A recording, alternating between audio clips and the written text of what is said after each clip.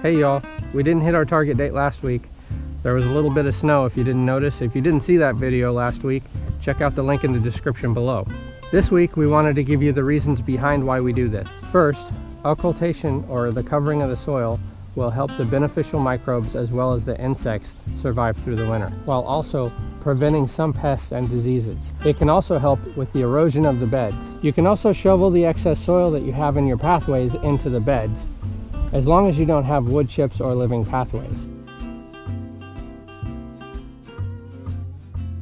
We try to put our tarps down for at least 2 months, but if you're in a different growing zone than we are, that might be a little bit different for you. We're in growing zone 7B, 8A. If you can put down compost, cardboard, or dried leaves, that would be even better. The dead leaves and the cardboard will break down into compost over the winter, and the tarps will kill off all the weeds by spring. The silage tarp that we use is 105 by 50 feet.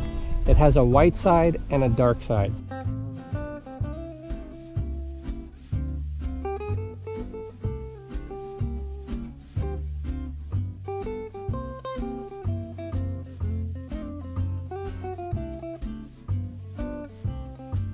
The white side you put up if you want to keep the soil cool, as in the summertime, and the dark side you put up if you want to keep the soil warm, like in the winter. We got our silage tarp from Farmer's Friend. There'll be a link in the description below. Before applying the mulch and the tarps, you want to make sure that you remove all of the remaining weeds and any of the debris on the beds.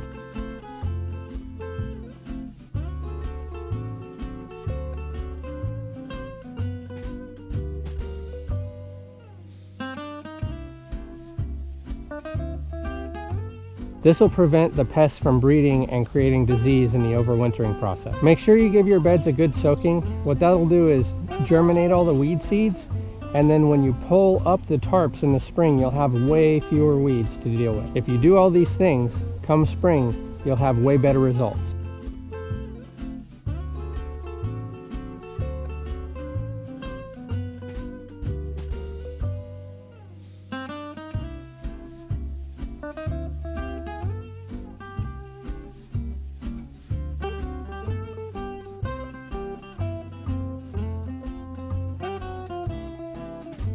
If you have any questions, please put them in the comment section below. If you found this video helpful, please squash that like button. We thank you so much for watching our videos, and until next week, cultivate your inner farmer.